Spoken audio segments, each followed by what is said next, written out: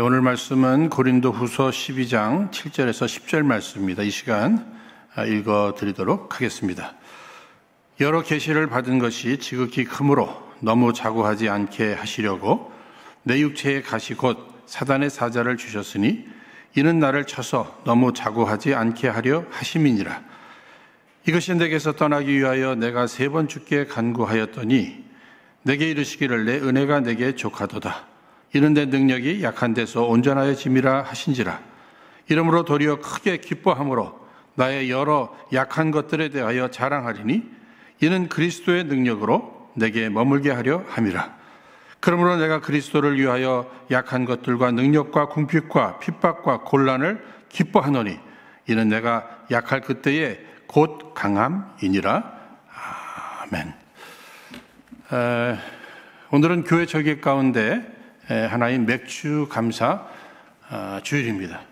그래서 오늘 이 시간은 허락하신 본문의 말씀을 중심으로 가시까지 감사하는 멋진 신앙인이라는 제목으로 함께 은혜를 나누고자 합니다. 여러분들 잘 아시는 대로 출애굽기 23장 16절 그 앞부분을 보시면은요, 맥주절을 지키라. 이는 내가 수고하여 밭에 뿌린 것의 첫 열매를 거둠이니라. 이렇게 말씀하셨습니다. 그러니까 당시 이스라엘의 농사는 이모작으로 보리 농사인 첫 수확을 거두면서 하나님 앞에 먼저 감사를 드리는 것입니다. 그 의미의 맥주절은 이스라엘의 매우 중요한 농경 축제라고 또 이렇게 말씀드릴 수가 있을 것입니다. 근데 오늘 우리가 이렇게 맥주 감사 주일을 7월 첫째 주에 드리는 것이 참 의미가 또 있다고 이렇게 생각합니다. 1년을 이렇게 6개월 전반전, 후반전으로 이렇게 나눠볼 때 지난 6개월 비록 힘들었지만 그 가운데 하나님의 은혜가 있었다는 거예요. 하나님의 사랑하심, 하나님의 돌보심, 이런 것들을 기억하면서 지난 6개월을 감사함으로 잘 마무리하고 이제 또 6개월을 우리가 또 살아드려야 할 터인데 감사함으로 시작하는 거예요. 그런 의미에서 오늘 맥주 감사 주일은 매우 또 중요한 의미가 되리라 생각합니다. 그러면 이 맥주 감사절이 오늘날 우리에게는 과연 어떠한 의미를 주고 있는가? 한마디로 맥주 감사절은 베푸신 우리 하나님의 은혜를 기억하면서 하나님 앞에 감사를 드리는 것입니다. 특히 감사는 헬라어로 유카리스테오라는 이 단어를 사용합니다. 그러니까 카리스에서 유래된 말이에요. 여러분, 이 카리스는 은혜입니다. 그러니까 하나님의 은혜를 기억하는 사람, 그 사람이 하나님 앞에 감사드릴 수 있다고 하는 이런 사실이죠.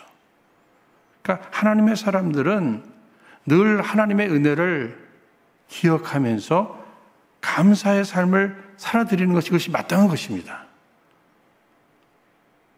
오늘 제목, 그 감사하는 사람이, 심지어는 가시까지도 감사하는 사람이 멋진 신앙인이다 하는 이러한 말씀을 지금 드리고 있어요. 여러분, 인생을 사시면서 주변에 여러 사람들을 이렇게 만나시는데 정말 멋진 사람, 도대체 누구죠? 여러분들이 만나보신 분들 가운데 아주 명품으로 옷을 차려입었습니다. 또 헤어스타일이 아주 세련됐어요. 또 몸매가 잘 다듬어졌습니다. 목소리까지 좋네요. 여러분, 이런 사람들을 우리가 참 멋지다, 멋쟁이인데 이렇게 이야기할 수 있어요. 그런데 문제는 대화를 하다 보니까 입에서 나오는 내용들이 불평과 불만 이런 걸로 가득 차 있단 말이에요. 참 멋지게 생각했는데 그런 것들이 다 깨는 거죠. 뭐지? 어쩌면 취하게까지 느껴질 수 있습니다. 그런데 오히려 또 반대로 아주 여러 가지 부분에 볼 때 이렇게 평범해 보여요. 아니, 평범해서도 조금 더 아래로 느껴질 수 있습니다. 그럼에도 만나서 이야기하다 보니까는요, 그저 감사합니다, 감사합니다, 감사합니다. 하나님의 은혜에 감사할 뿐만 아니라 부모님에게도 감사하고 자녀들에게도 감사하고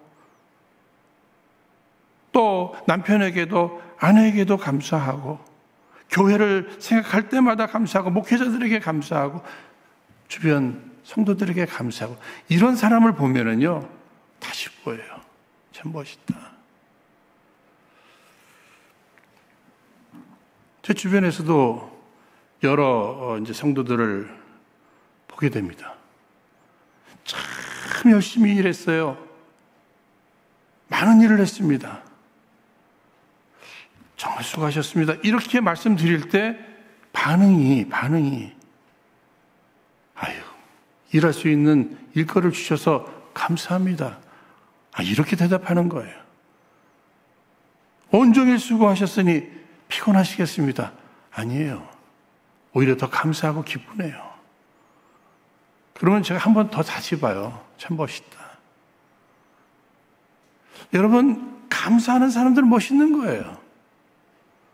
마땅히 감사해야 될 사람이 감사하기보다는 오히려 불평하고 원망할 때 그 인생이 초라해 보이고 우리를 실망시키며 때로는 취하기까지 할 수 있단 말입니다. 생각해보면 그 옛날 다윗이 그 긴 고난의 터널을 지난 후에 이제 드디어 왕이 됐습니다. 그리고 고백한 내용 보시면 사무엘하 7장 18절에 다윗 왕이 여호와 앞에 들어가 앉아서 가로되 주 여호와여 나는 누구오며 내 집은 무엇이간데 나로 이에 이르게 하셨나이까. 철저히 하나님의 은혜를 기억하면서 다윗은 우리 집안을 생각해봐도 내가 왕이 될 수 없고 나 자신을 보면 더 왕이 될 수 없는데 내가 지금 왕이 됐단 말이에요. 철저히 이건 하나님의 주권 속에 하나님께서 베푸신 은혜이다. 다윗은 하나님의 은혜를 기억했어요. 그리고 하나님 앞에 감사합니다. 여러분 시편의 다윗의 그 시편의 내용들을 보세요. 모두가 감사가 막 뚝뚝뚝뚝 떨어지잖아요. 감사하리로다, 감사하리로다. 하나님의 은혜를 기억함으로 하나님 앞에 감사를 올려드리고 있습니다.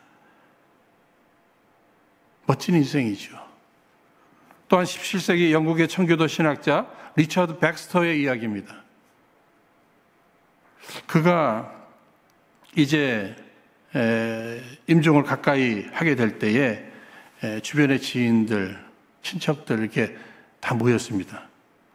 그동안에 그가 많은 저서를 남긴 거, 이런 내용들을 계속 얘기하면서 그냥 칭찬하는 거죠. 훌륭한 인생을 사셨다고. 그런데 그가 고개를 절레절레 저으면서 내가 많은 책을 썼다. 그러나 나는 하나님의 펜일 뿐이었습니다. 하나님이 쓰셨다는 거, 하나님이 하셨다는 거예요. 누가 봐도 칭찬받을 만하고 지금 칭찬하고 있는데 죽기까지 그 사실을 거부하면서 나는 오직 하나님의 펜일 뿐이었습니다. 멋진 거죠. 특히 바울도 이런 신앙을 가지고 있었습니다. 고린도전서 15장 10절 말씀에 그러나 나의 나된 것은 하나님의 은혜로 된 것이니 내게 주신 그의 은혜가 헛되지 아니하여 내가 모든 사도보다 더 많이 수고하였으나 내가 아니요 오직 나와 함께 하신 하나님의 은혜로다. 결국은 뭐예요? 바울 누가 봐도 훌륭한 인물입니다. 누구보다도 많은 일을 했어요. 그럼에도 그 모든 일을 하게 하심은 다 하나님의 은혜였다고 하나님의 은혜를 기억하며 감사하는 그 모습. 멋진 인생입니다. 멋진 신앙인이에요. 사랑하는 여러분, 지금까지 여러분들은 어떻게 살아오셨습니까? 지난 6개월의 삶을 되돌아볼 때에도 어떻게 6개월의 삶을 사셨어요. 아니, 또 이제 우리 6개월 앞으로 남은 인생을 살아 드려야 될 터인데, 한번 멋진 인생으로, 멋진 신앙으로 살아가기 위해서는 우리 안에 불평이 사라져야 할 것입니다. 늘 하나님의 은혜를 기억하면서 하나님 앞에서 감사의 삶을 살아드리는 것, 이것은 매우 중요한 부분이 될 것이에요. 그런데 여러분, 감사라는 것이요, 어떻게 생각하십니까? 여러분, 쉽게 생각하세요? 감사하는 삶? 이 쉬운 거죠. 이렇게 여러분들 말씀하실 수 있겠습니까? 제 생각엔 쉬운 것 같은데 어려운 것 같아요. 왜냐하면 여러분 잘 아시는 누가복음 17장 말씀해 보시면 10명의 문둥병자들이 예수님 앞에 치유함을 받지 않습니까? 그러니까 저들에게는 10명이 다 감사의 조건이 있는데 그 가운데 감사한 사람이 몇 명이었어요? 한 명이었단 말이에요. 그러니까 감사는 그 10% 정도가 감사하는 거예요. 10명 중에 한 명이 감사하는 거예요. 그러니까 이 감사하는 거 쉬운 게 아니라 하는 이런 생각을 또 한번 하게 됩니다. 누가복음 17장 17절에 예수께서 대답하여 가라사대 10사람이 다 깨끗함을 받지 아니하였느냐? 그 9은 어디 있느냐? 9명은 감사 못했어요. 감사 안 했어요. 그러니까 멋진 신앙인들은 그렇게 많지 않은 거예요. 내가 정말 멋진 신앙인인가? 내 마음에는, 내 생각에는, 내 입술에는 감사가 흘러 넘치고 있단 말인가? 그러면 진정 감사는 누가 할 수 있는가? 그것은요, 겸손한 사람이 감사하는 겁니다. 겸손해진 사람이 감사하는 거예요. 겸손은 하나님의 은혜를 하나님의 은혜로 생각할 줄 아는 이 마음이 겸손한 마음이죠. 그러니까 겸손한 사람은요, 모든 상황을, 모든 환경을 통해서 그 하나님의 은혜를 깨닫습니다. 그리고 하나님의 은혜로 해석을 할 줄 알아요. 그래서 하나님 앞에 또 감사할 수 있게 되는 거죠. 근데 교만한 사람들은 어떻습니까? 뭐 작은 일을 하나 해놓고도 내가 이렇게 얘기하잖아요. 당연히 하나님의 은혜를 고백하고 하나님의 은혜에 감사해야 되는데, 내가 이것도 했고 내가 이것도 했고 내가 사람이 겸손할 때 감사할 수 있는 거예요. 근데 우리 인간은요, 또 어렵지만 또 감사를 못하는 이유가 겸손을 유지하기가 너무 어려운 거예요. 우리 스스로 그냥 하나님께서 내버려 두시면요, 우리는 막 교만의 극치를 달려갈 것입니다. 하나님은 나를 나보다 더 잘하셔요. 그래서 때로는 하나님께서 우리를 손대실 때가 있단 말이에요.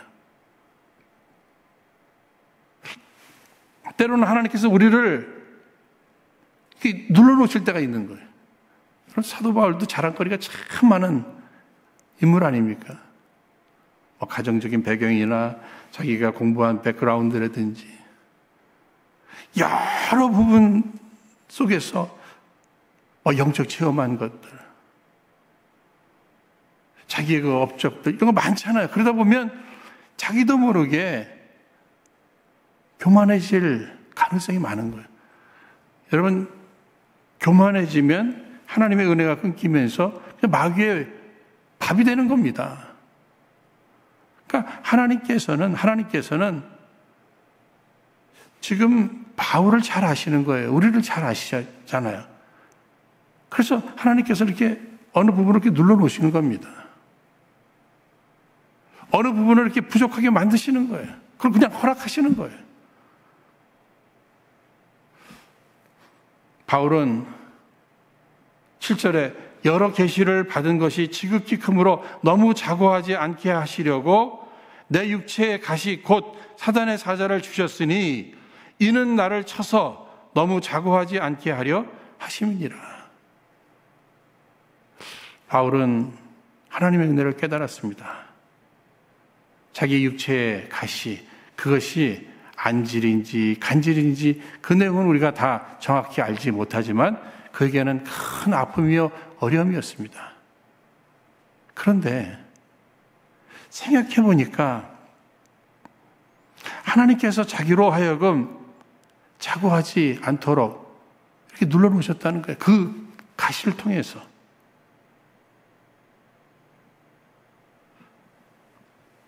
우리 인간적으로 이런 가시가 없다면 얼마나 좋을까. 이런 가시가 없다면 더 하나님 앞에서 크게 쓰임 받을 것 같은 이러한 생각을 하는데 문제는 무엇이에요? 하나님은 겸손한 자에게 은혜를 베푸시고 교만한 자를 대적하신다고 했는데 하나님의 은혜가 임해야 되잖아요. 비밀은 겸손을 유지해야 합니다. 그런데 내 스스로 겸손해지지 못해요. 하나님께서는 이러한 육체적 가시를 통해서라도 겸손할 수밖에 없도록 만들어주시고 거기에 하나님의 은혜를 부어 사용하시는 하나님의 섭리를 지금 바울은 깨달은 것입니다. 사랑하는 여러분, 오히려 9절 말씀 보시면 자기의 그 약한 부분 때문에 도리어 크게 기뻐한다고 이렇게 얘기했고 10절 말씀에는요 오히려 자신의 그 약한 부분까지도 나는 자랑한다고 이렇게 얘기하고 있는 모습을 보게 됩니다. 사랑하는 여러분, 여러분들은 지금까지 여러분들의 강함을 붙들고 살아오셨습니까? 여러분 그런 거 이제는 우리 내려놔야 돼요. 혹시 약함 때문에 하나님 앞에 원망하시면서 살아오셨습니까? 그럴 필요 없는 것입니다. 그것이 은혜예요. 그것이 은혜예요. 얼마 전 정호승 시인의 글 가운데 내 등에 짐이란 글을 읽었습니다. 일부분 말씀드리면 내 등에 짐이 없었다면 나는 세상을 바로 살지 못했을 것입니다. 내 등에 있는 짐 때문에 늘 조심하면서 바르고 성실하게 살게 됩니다. 이제 보니 내 등의 짐은 나를 바르게 살도록 한 귀한 선물이었습니다. 내 등에 짐이 없었다면 나는 겸손과 소박함의 기쁨을 몰랐을 것입니다. 내 등의 짐 때문에 나는 늘 나를 낮추고 소박하게 살게 됩니다. 이제 보니 내 등의 짐은 나에게 기쁨을 전해준 귀한 선물이었습니다. 내 등에 주어진 그 무거운 짐, 힘들죠. 그런데 생각해 보니 이것이 나로 하여금 겸손해지게 만들었다는 거예요. 그러니 이것은 축복의 선물이죠. 이렇게 고백하고 있는 것입니다. 바울 역시 마찬가지예요. 자신의 육체적 가시, 힘든 부분이죠. 그러나 하나님께서 나로 하여금 자고하지 못하도록 나로 하여금 겸손을 유지하도록 허락하신 축복의 선물이었다. 이렇게 생각하면서 감사를 올려드리고 있는 것입니다. 두 번째로 지금 바울이 이렇게 육체적 가시까지도 감사하는 이유가 어디에 있는 것입니까? 육체적 이 가시로 인하여서 자기로 기도의 사람, 기도하게 만들어 주시니 감사하다는 이런 의미가 또 담겨져 있습니다. 여기 8절에도 이것이 내게서 떠나기 위하여 내가 3번 주께 간구하였더니, 우리도 마찬가지죠. 뭐 육체적으로 아니면 여러 가지 환경적으로 어려움이 이렇게 찾아오면 기도하게 되잖아요. 뭐 어려움이 없을 때는 때로는 기도도 잊어버리면서 이렇게 살아가다가 어려움이 찾아오면 그냥 무릎 꿇게 되잖아요. 막 자동적으로 그렇게 돼버리는 것 같아요. 바울이 자기에게 있는 그 육체적 가시, 이 문제로 인해서 오늘 본문 보니까 3번 기도했다고 그러네요. 여러분, 이 3번 기도했다는 것은 한 번, 두 번, 3번, 3 times 기도했다는 얘기가 아니라 최선의 기도를 드렸다는 거예요. 어려움 가운데 하나님 앞에 기도하게 됐습니다. 여러분, 바울에게는 하나님께서 맡기신 귀한 사명이 있습니다. 이 사명 잘 감당하려면 기도의 사람이 되어야 돼요. 기도할 때만이 하나님의 능력이 임함으로 그 사역을 신실하게 감당할 수 있잖아요. 그러면 하나님의 능력이 어디서 임하는 것입니까? 기도하는 자에게. 그런데 이 기도조차도 스스로 기도해야 한다, 기도해야 한다. 알기는 아는데 그것이 잘 안 돼요. 육체의 가시가 생기고 연약함이 있고 여전히 부족함이 내 앞에 있을 때 내가 또 기도하게 되고, 기도할 때에 오늘 성경 말씀에도 보시면 9절에 이는 그리스도의 능력으로 내게 머물게 하려 함이라. 연약한 자신이었지만 그 육체적 가시로 인해서 엎드려 기도했더니 거기 그리스도의 능력이 임했다는 거예요. 그래서 끝까지 사명을 잘 감당할 수 있게 되었다고 하는 사실입니다. 여러분, 이 사실을 생각해 볼 때 바울은 이런 고백을 할 수 있겠죠. 내 안에 있는 육체적 가시야 고맙다. 고맙다. 나로 기도하게 만들어줘서. 어느 목사님, 그분은 이게 다리가 불편하신 분이에요. 그러니까 다른 목사님들처럼 많이 돌아다니시면서 활동을 못 하셔도 그냥 기도하시고 앉아서 기도하시고 겨우 강단에 올라오셔서 설교하시고. 그런데 누구보다도 기도하시는 시간이 많다 보니까 상상도 못할 그 깊은 메시지 속에 많은 사람들이 또 은혜를 받게 되고 목회사역에 완주하게 되시고 많은 사람들에게 존경받게 되셨습니다. 최근에는 어느 권사님 이렇게 전화 통화하는 가운데 그분이 이런 말씀을 하시네요. 본인은 어릴 적부터 심장병이 있으셨답니다. 그러니까 다른 주변 친구들 여기저기 여행 다닐 때 그런데 한번 같이 맘 놓고 따라다니지 못하고 그저 늘 집에서 혼자 있다 보니까 그 가운데서 또 기도하는 시간을 많이 갖게 되고, 특히 요즘 이 팬데믹 이 기간 동안에 다른 사람들은 답답하다고 힘들다고 하는데 본인은 그렇게 힘든 걸 모르겠대요.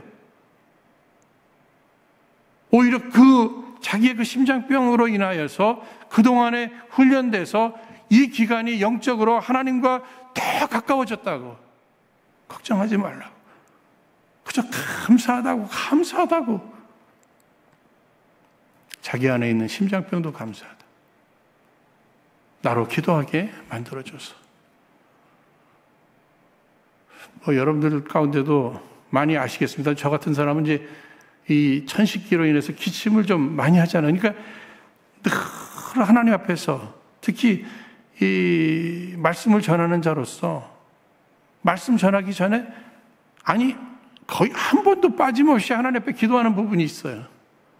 오늘도 말씀 전하면서 기침하지 않게 하여 주옵소서.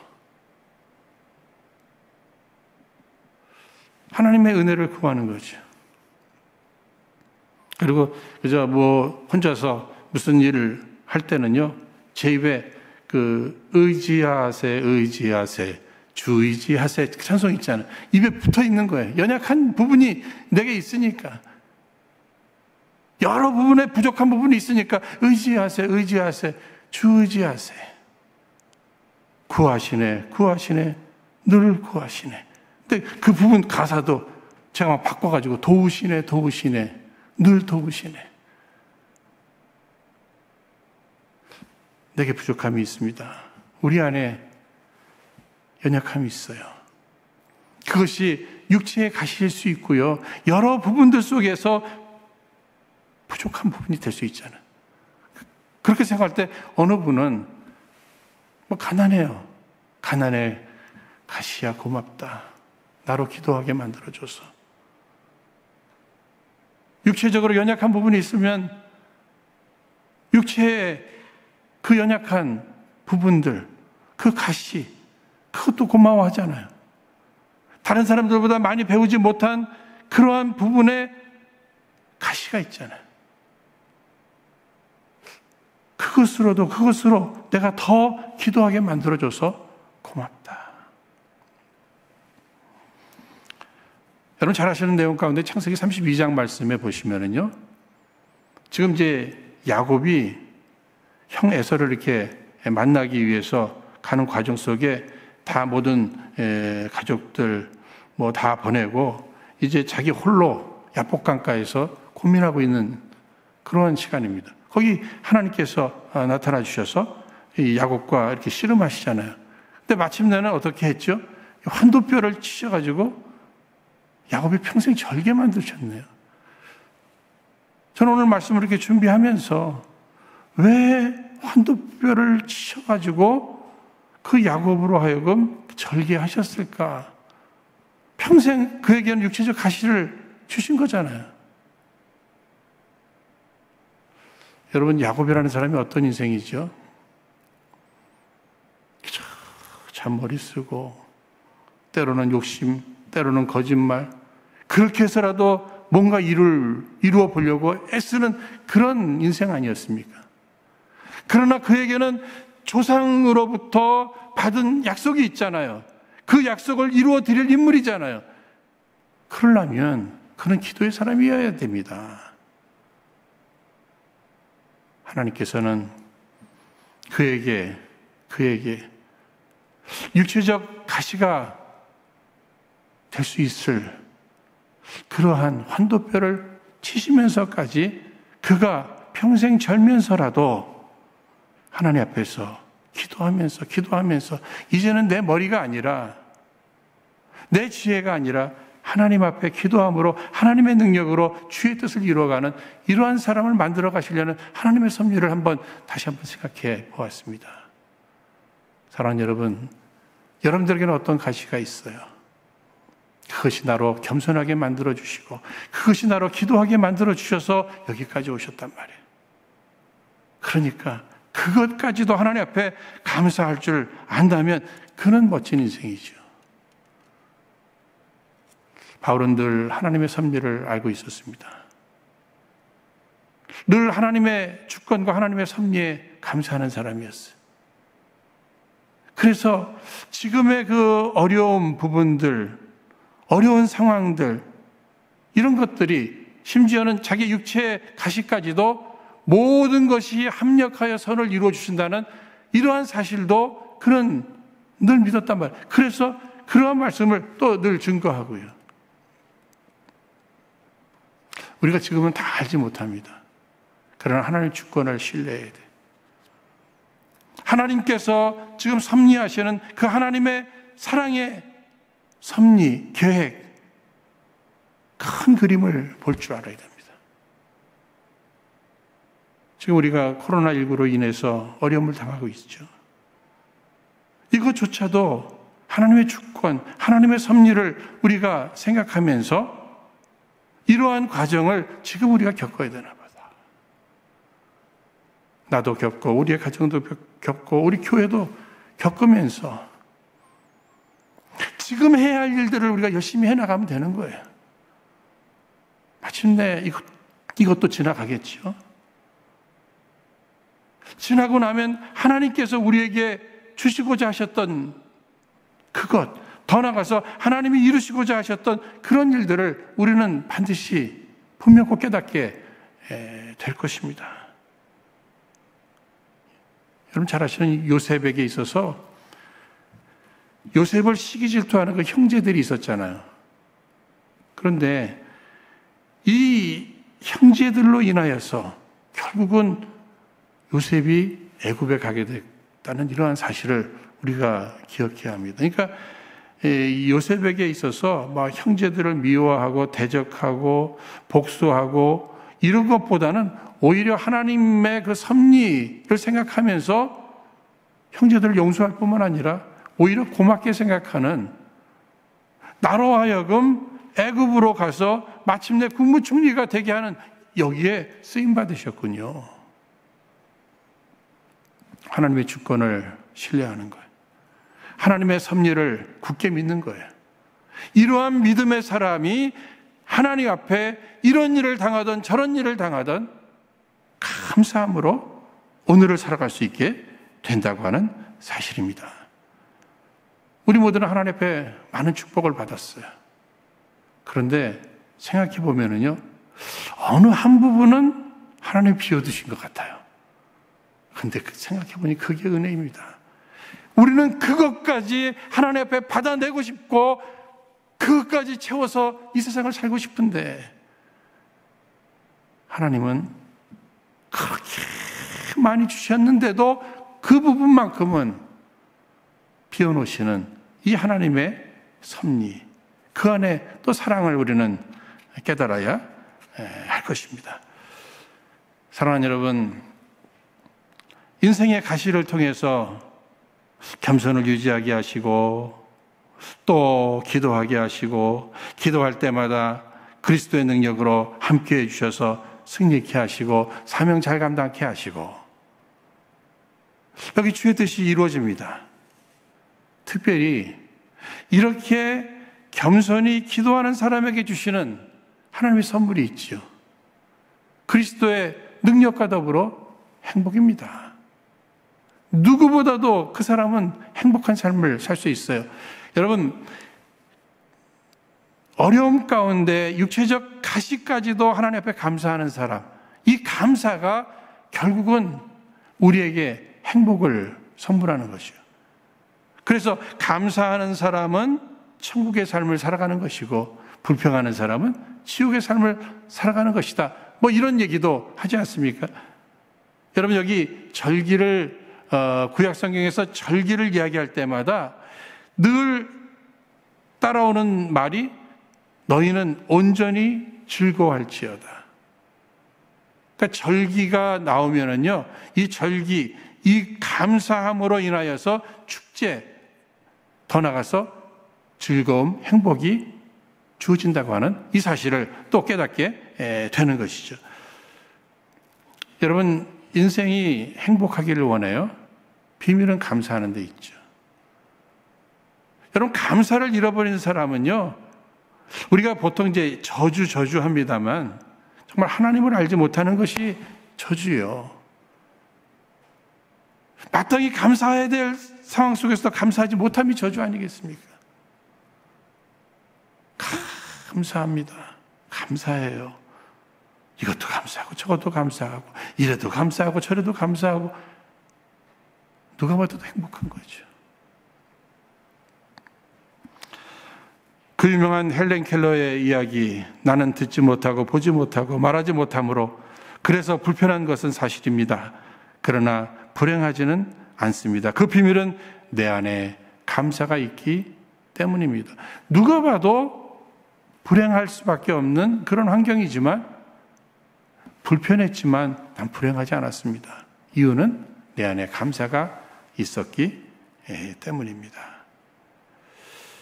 어느 우울증으로 시달리는 성도님 계셨어요.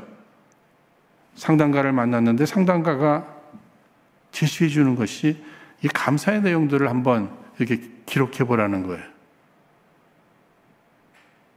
우울한 감정, 생각하면 낙심되는 일들, 이것에 막 짓눌려서 우울증으로 시달리다가 그 감사의 내용을 하루에 몇 개씩 이렇게 기록하다 보니까 우울증이 사라지는, 우울증에서 회복되는 이런 얘기도 들었어요. 어느 분은 사업을 열심히 하다가 사업에 실패를 경험하게 됩니다.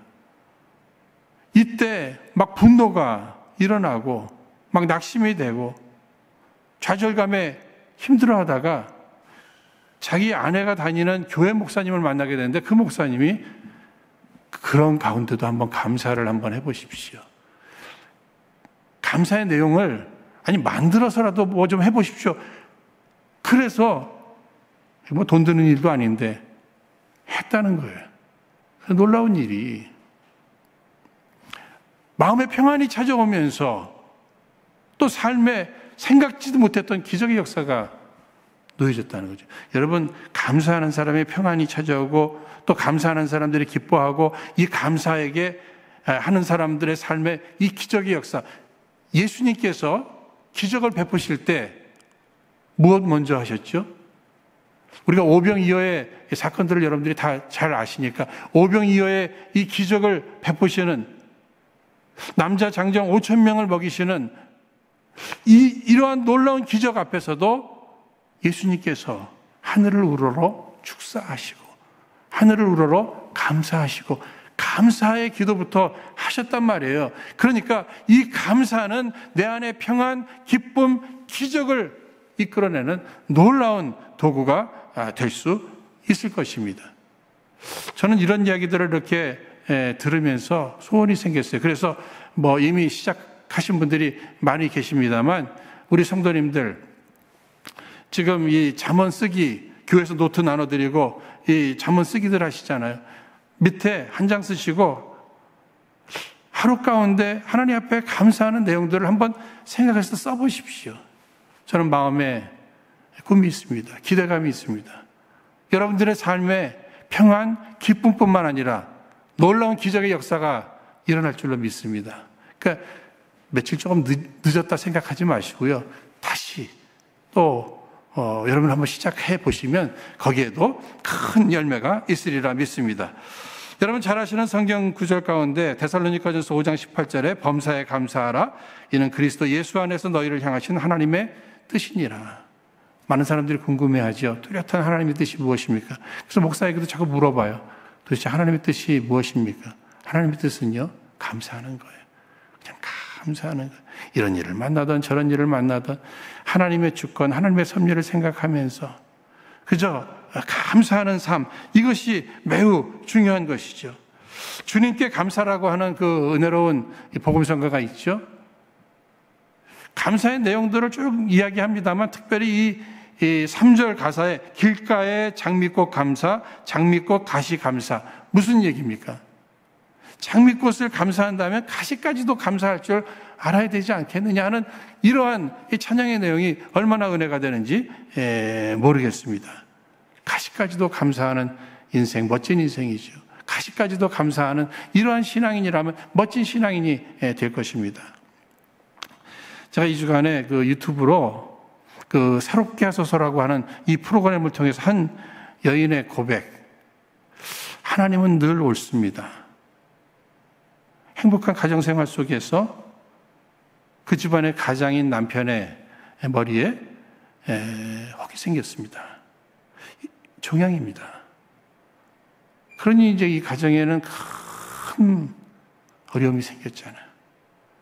그럼에도 불구하고 이 여인이 그저 그 어려움 속에서 겸손히 하나님 앞에 엎드려 기도하면서 하나님은 늘 옳습니다. 이렇게 늘 고백하면서 그러는 가운데 온 가족이 하나가 되고 또 하나님께서는 또 새로운 사업, 사역의 길을 또 여시고 그런데 저는 그 고백 가운데 하나님은 늘 옳습니다. 하나님은 늘 옳습니다 하면서 그 어려움 가운데서도 감사하면서 심지어는 남편의 그 종양 이것이 축복의 씨앗이었고 축복의 이러한 선물이었다고 고백하는 이 여인 참 강하다. 참 멋있구나. 사랑하는 여러분, 우리 하나님은 늘 옳으신 하나님이심을 우리 믿으십시다. 그 믿음 안에서 하나님 앞에 이것도 감사하고 저것도 감사하고 감사하는 이러한 모습이 될 때 누가 보아도 멋진 인생이 될 것입니다. 사랑하는 여러분, 오늘 우리가 이제 회복해야 할 부분들, 잊지 말아야 될 부분이 한 가지 있습니다. 감사하는 삶이에요. 그래서 18세기 영국의 시인 조지 허버트는 이런 아름다운 이러한 기도시를 남겼습니다. 하나님, 당신은 내게 너무 많은 것을 주셨습니다. 이제 한 가지만 더 주십시오. 감사하는 마음을. 저는 이 기도시를 읽으면서 내게도 평생 하나님 앞에 구할 것들이 많이 있잖아요. 그러나 감사를 잃어버리지 말게 하여 주옵소서. 어떤 상황 속에서도 감사하는 이러한 신앙이 되게 하여 주옵소서. 이러한 감사하는 목사 되게 하여 주옵소서. 이 기도를 잃지 말아야 되겠다. 서양 격언에는 제일 가르치기 어려운 수학 문제는 받은 축복을 세어보는 것이다. 이런 얘기가 있어요. 수학 천재도 그 내가 받은 축복을 한번 헤아려 보십시오. 세어 보십시오. 이 수학은 못한다는 거예요. 오늘 우리가 받은 그 은혜, 사랑, 축복, 그런 것들을 다 헤아려 보는 시간입니다. 정말 멋진 신앙인, 멋진 크리스천, 멋진 사명자, 사역자, 감사하는 사람이죠. 감사지수가 곧 우리의 신앙지수요, 행복지수가 될 것입니다. 이 어려움의 때에 저는 신앙적으로 다 성숙해졌으면 좋겠어요. 더욱 성숙해졌으면 좋겠어요. 어려움 전보다 지금 개인적으로 신앙의 성숙을 이루어올 때라고 생각합니다. 성숙한 신앙인 되어서 하나님 앞에 감사의 삶을 살아드리고 감사하는 이 신앙인에게 주시는 이러한 행복, 기적과 같은 역사, 주변이 바라볼 때에도 참 멋진 크리스천이구나. 우리 은혜로 온 성도님들, 오늘 환경뿐만 아니라 내 개인적으로 내게 주어진 가시까지도 감사하는 멋진 신앙인들 다 되시기를 주의 이름으로 축원드립니다. 우리 시간 허락하신 말씀 붙들고 함께 기도하겠습니다. 거룩하신 하나님 아버지, 저희들 이제 2020년에 반을 살아왔습니다. 지금도 저희들 모두가 어려운 삶을 살아가고 있습니다만 저희를 향하신 변함없으신 우리 주님의 사랑 안에 우리를 보호하시고 여기까지 인도하신 우리 주님의 은혜와 사랑과 축복하심에 감사합니다. 특별히 저희들 이미 세상 것과 비교할 수도 없는 영생을 얻어놓고 아버지 하나님 마땅히 감사의 삶을 살아가야 하는데 그러지 못함을 용서하여 주옵소서.